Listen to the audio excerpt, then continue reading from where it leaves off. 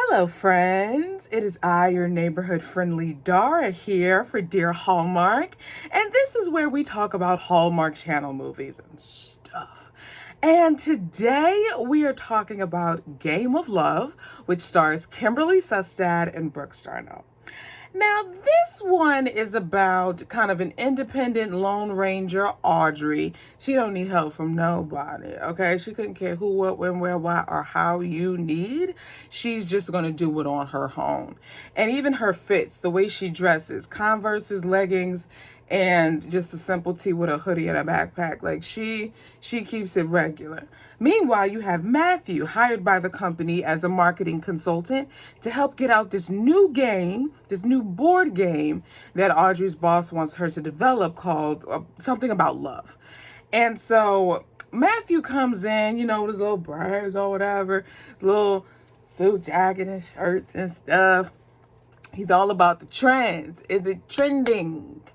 Is it trending? That's what Matthew wants to know. Because if it's trending, Matthew needs to be on it. So they go throughout the course of the movie developing this game and then end up developing feelings and such as a Hallmark movie. Listen, this one was very, very, I couldn't call it. I couldn't call it. I don't know what to tell you, but I can't call it. I was very kerfuffled, floating in the ether. I thought to myself said, I said, have I made a decision yet? I still didn't know how to feel, and it was 9:15, and I said, I still felt like I didn't land on my feet yet as the movie was concerned. I was very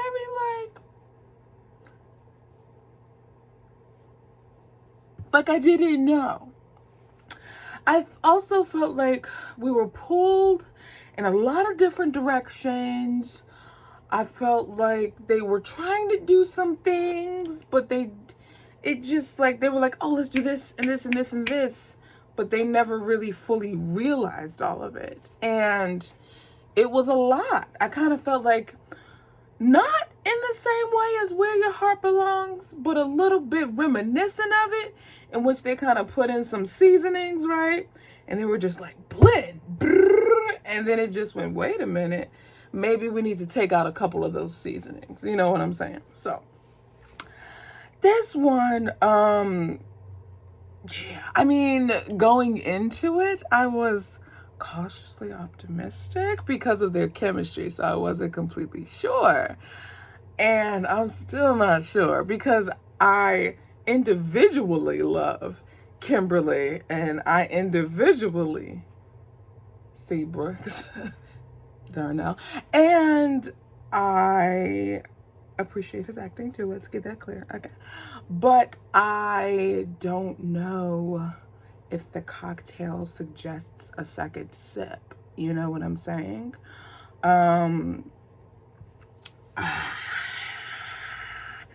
This one's hard, family. This one is hard. Good things to note. I felt it okay, y'all, I'm trying. You feel the pain? Do you feel the conflict? Do you feel the tug of war happening within me? Because there's a great tug of war. I didn't have any feels. There were no feels. It was fresh. It was contemporary. I felt like they were trying to force a quirky enemies to lovers scenario. It just didn't land. They were pushing full on in the beginning how trendy Matthew was. I'm like, we get it. Okay. He's the trend guy. But they never saw that through the rest of the movie.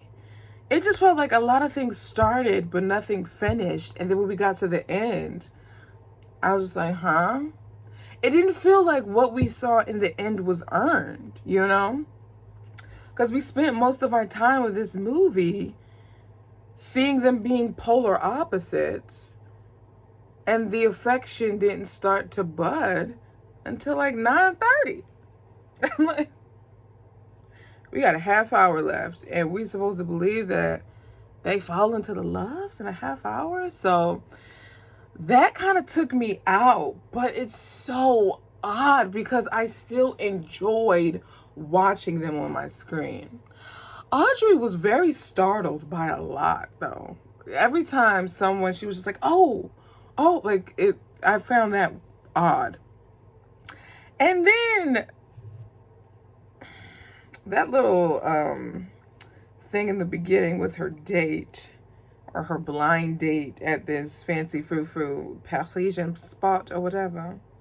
He came in there in the suit. I know who he is. I've seen him before. Journey to the Eagle of My Heart or something like that. And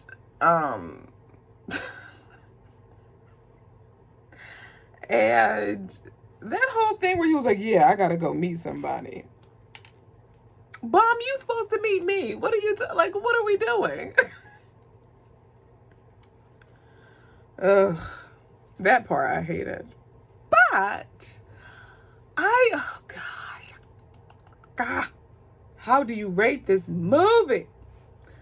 And I thought we were getting somewhere when they were at the restaurant and then the people thought that they were food critics. I thought that was the beginning of something, but then it never realized.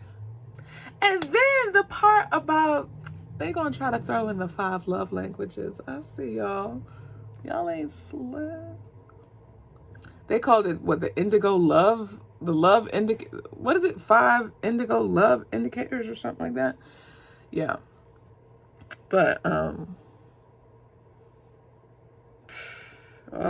think I have to give it a 2.75. And I never give quarter crowns. It's either half or all. But I'm torn between a 2.5 and a 3 because the story was just so.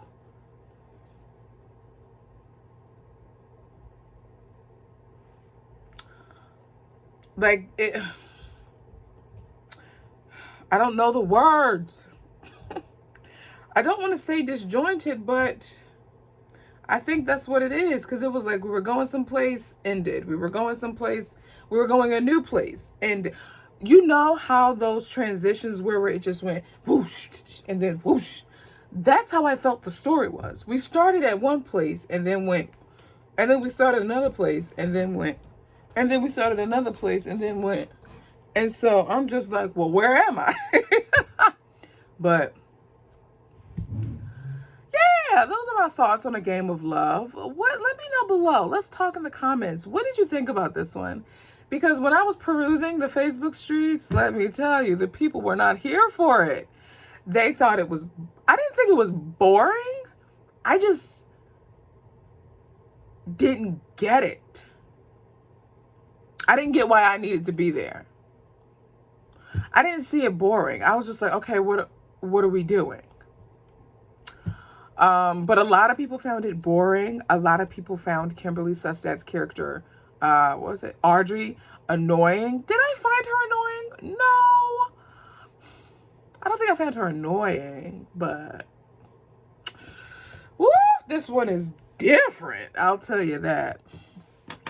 Y'all, I miss my feels. I just miss my feels. I just want to miss my feels. Like Sweeter Than Chocolate or A Paris Proposal. Far and large were they the 2 best films of the year so far. Sweeter Than Chocolate. Come on. Even though it's not Black History Month, we're still going to do a bounce. Come on. Sweeter Than Chocolate and A Paris Proposal. Yeah, those are it. Those are my jams. That's what I'm jamming to right now. Sweeter Than Chocolate and A Paris Proposal. And I'm jamming to Mixed Baggage from Up TV. Oh, yeah. You want to make sure you check out my Up TV Flirty February wrap-up on the podcast. That's right. I have a podcast. I have a podcast branch to this YouTube channel where I expound more on my thoughts and also talk about Up TV and Great American Family on there. So you're going to want to make sure you listen to that Up TV Flirty February wrap-up because I watched all 4 movies. Let me tell you,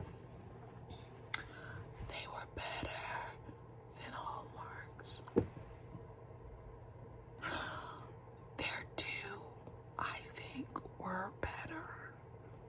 actually, Mixed Baggage was better than all that I've seen from Hallmark all year.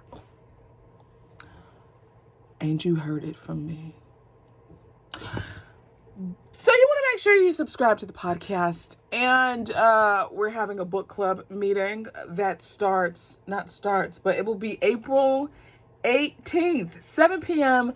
We are reading Love by Chance. And the thing with the Dear Hallmark Book Club is we read the books that the movies are based off of.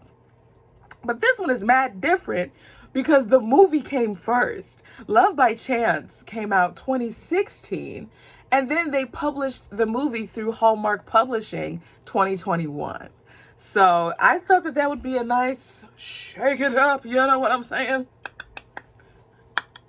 So, yeah. Leah, let's talk in the comments. Let me know what you think. Were you unsettled? Did you like it? Did you not? Did you find it boring? Let me know in the comments. We'll talk. And then for more expounded, because I know I left a lot of dead air, but like I really didn't know what to call it.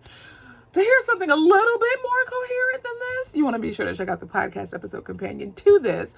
I also give you news, like that there's a lot of new mysteries coming out, and I talk about that on the podcast. So get thee over to the podcast, but also get thee here and subscribe to. And this is my fourth close. I'll see you guys in the comments. Ciao, my friends.